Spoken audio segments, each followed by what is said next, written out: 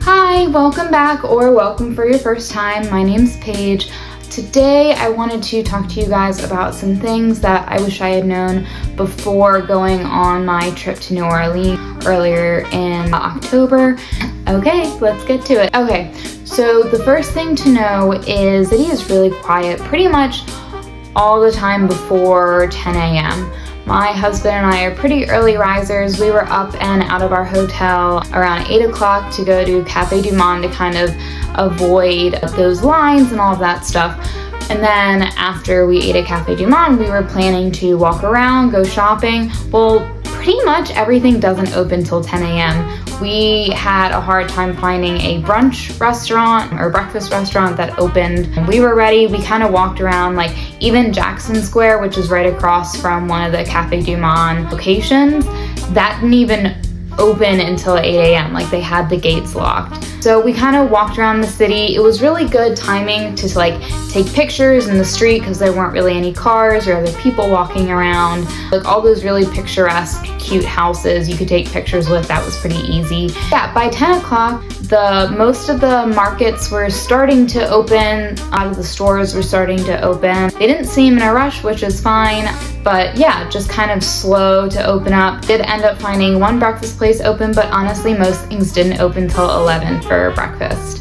So another thing to know is obviously a lot of people go to New Orleans because they want to experience Bourbon Street, right? That's like the super famous kind of party center of New Orleans. Well, we walked around Bourbon Street earlier in the day. I would say we walked around it around like 9, 10 a.m. and we also walked through it to get to a streetcar to get to the World War II Museum around like 2 o'clock. So like things were open. It was like a ghost town almost. Like there was stores and restaurants open and bars open, but no one was in them. It was a lot of like people collecting garbage that was like from the night before. A lot of people asking for money or trying to sell you stuff, but like you didn't really get, or at least I didn't really get that Bourbon Street feel. And I don't know if that was just because of the time of day we were on it. But when we went there, we went back to Bourbon Street around 6 o'clock for dinner. And at that point they had blocked off Bourbon Street so that no cars could get through. There's way more people out. We ate dinner and then we went to Pat O'Brien's, which is a really famous bar in New Orleans. And that was like a whole different experience because once the street was blocked off and people were walking around, it felt much more lively. I honestly, and I don't normally say this, I felt safer when it got to nighttime because there was more people out there. You didn't have anyone like walking around, you didn't have truck drivers, like it just felt safer. And that's just my personal experience. Speaking of safety, so something that I didn't really think about, but New Orleans also has a lot of pickpocketing. I think most cities do. I don't think that's just New Orleans. I know a lot of people are like, make sure that you wear like a fanny pack or like a crossbody bag and like keep it in front of you. We always travel with that sort of bag just because it's easier for my husband and I to trade off carrying. It's a little bit safer, easier to like keep in front of you. Just something I wanted to put out there. Again, I think most cities are like that, but speaking of trash collectors on Bourbon Street, again, this is a big city thing. I'm not a huge city person. I do like experiencing cities and what they have to offer, but that wouldn't be like my number one choice. At least in the US, I do tend to like European cities a lot more, just because I haven't been to the right cities in the US, but I don't know. But you will smell trash. I felt like I smelled a lot of trash, a lot of like sewage. I think that's probably a lot of like, you know, people drinking, they might be getting sick, a lot of trash. It is open container there, so you have a lot of people who are, you know, drinking, walking around, litter, all of that stuff. Again, not that uncommon in cities, but it's just something I noticed that I felt like it had a stronger scent than a lot of other cities I've been to. Again, just my experience. I'm not saying that it's always like that or all of New Orleans is like that. We were only there for about 36 hours, so we didn't experience a lot of what the city had to offer. So that's just, you know, that small part. So like I mentioned, it is is very much a tourist destination. Obviously, Mardi Gras is like their biggest tourist attraction, like time of year.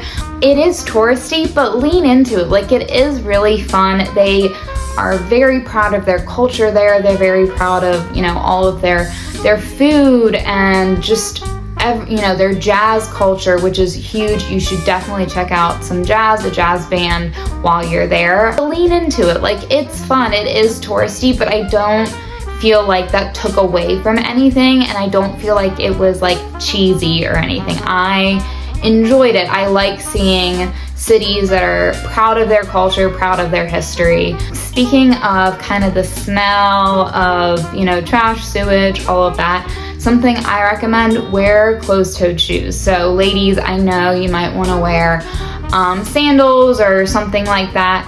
I wouldn't wear heels because it's a lot of cobblestones, and I wouldn't wear open-toed shoes, honestly. There's just so much like stuff kind of floating around on the streets, and because it is such a big drinking area, I feel, unless you're okay with like trash touching your feet or like things smelling and whatever, and you walking through it, that's fine. You do you. I know that I really wanted to not have my feet touch that. My husband calls me like a bloodhound because I have a super sensitive nose. So that bothered me more than probably a lot of other people, but I do recommend wearing closed-toed shoes if you're gonna be kind of exploring the city on foot. Just my opinion. Again, not everyone could have had that experience, but that was just me. So speaking of shoes, something I was told by multiple people who had visited the city before. We didn't experience this ourselves, but people said that a lot of time people will try and trick you by asking you where you got your shoes from.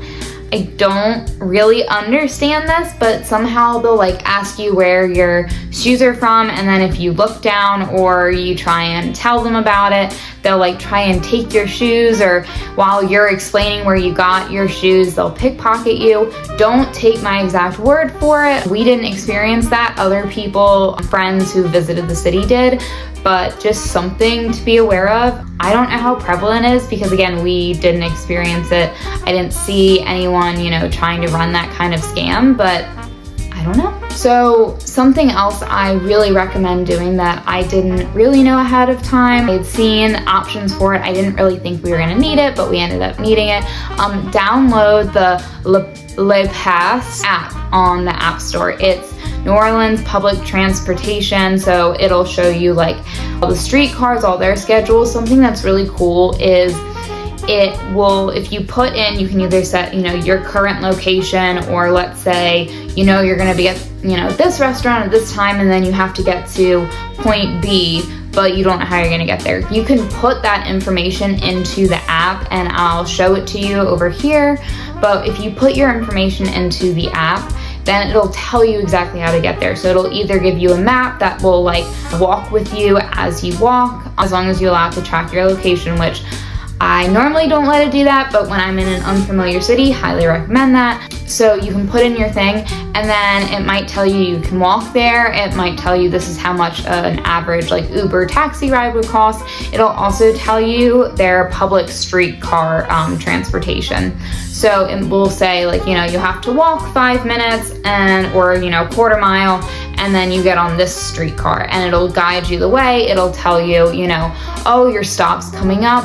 If you do choose to take the public transportation, their streetcar, you either have to have exact change, which is $1.25 a person per ticket, or you can buy it on the app. And on the app, you'd have to activate your ticket, and then you show it to the attendant who's driving the streetcar. And then while you're on the streetcar, actually the app's gonna update you and be like 3 more stops till you're stopped, 2 more stops, or trolley's approaching 600 feet, get ready to hop off, or get ready to hop on, you know, depending on what you're doing.